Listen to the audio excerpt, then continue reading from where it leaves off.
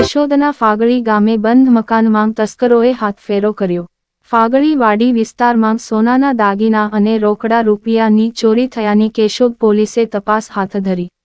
કેશોદ આસપાસના વિસ્તારમાં ખેતરોમાં ખેતીના સાધનો ઉપરાંત ઇલેક્ટ્રિક વાયર, કેબલ, સ્ટાર્ટર જેવી વસ્તુઓની ચોરીની ઘટનાઓ છેલ્લા 2 માસથી છાશવારે બની રહી છે। ત્યારે કેશોદના ફાગળી ગામે વાડી વિસ્તારમાં બંધ મકાનમાં તાળાં તોડી અજાણ્યા તસ્કરોએ સોનાના દાગીના અને રોકડા રૂપિયાનો હાથફેરો કરી નાસી ગયાની ફરિયાદ કેશોદ પોલીસ સ્ટેશનમાં નોંધાઈ છે।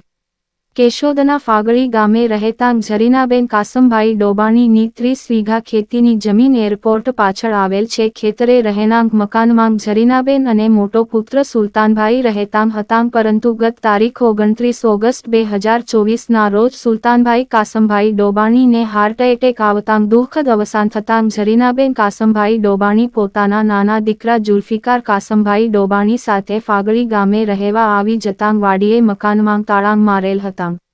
ઝરીનાબેન કાસમભાઈ ડોબાણીની ખેતીની જમીનનું ખેતીકામ સંભાળતા ખાખાભાઈ મેઘાભાઈ મહિડાએ સવારે વાડીએ ચોરી થયાનું જણાવતાં ઝરીનાબેન પોતાના નાના દીકરા જુલ્ફિકાર સાથે વાડીએ જતાં મકાનના તાળાં તોડી અંદરના ભાગમાં સામાન વેરવિખેર પડ્યો હતો અને કબાટના દરવાજા ખુલ્લા હતા। ત્યારે ઝરીનાબેન કાસમભાઈ ડોબાણીનો મોટો દીકરો સુલતાનભાઈ ખેતીની ઉપજ અને પૈસાનો હિસાબ રાખતા હોય રોકડા રૂપિયા કબાટમાં રાખેલ, પરંતુ 2 દિવસ પહેલા અચાનક તેઓનું મૃત્યુ થતાં રોકડા રૂપિયા કેટલા હતા એમની ચોક્કસ માહિતી નથી। ત્યારે સોનાની વીંટી કિંમત 35,000 રૂપિયા અને સોનાના ચેઇન નંગ 2 કિંમત 60,000 રૂપિયા મળી કુલ 95,000 રૂપિયા ના દાગીના અને રોકડા રૂપિયાની અજાણ્યા શખ્સો દ્વારા ચોરી કર્યાની ફરિયાદ કેશોદ પોલીસ સ્ટેશનમાં નોંધવામાં આવી છે અને incharge police inspector S K. Mehta, surveillance સ્ટાફના પોલીસ કોન્સ્ટેબલ રવિભાઈ જગદીશભાઈ ધોળકિયા, કરણભાઈ ભાટિયા દ્વારા લિસ્ટેડ તસ્કરોની ખાનગી રાહે તપાસ અને ટેકનોલોજી દ્વારા માહિતી મેળવી અજાણ્યા તસ્કરોને ઝડપી લેવા ચક્રો ગતિમાન કર્યા છે।